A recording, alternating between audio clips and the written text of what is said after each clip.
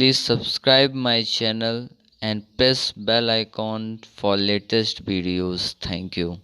Hello friends, welcome to my YouTube channel. Today I am going to show you how to edit PDF in your Android mobile.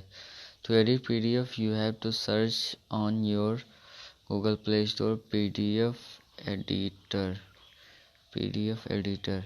Now here download this PDF text editor app and open it. Now you have to choose PDF to extract text. You have to choose your downloaded PDF. Click here and allow everything. Now here is all the downloaded PDF. You can edit, choose anyone. Now edit it.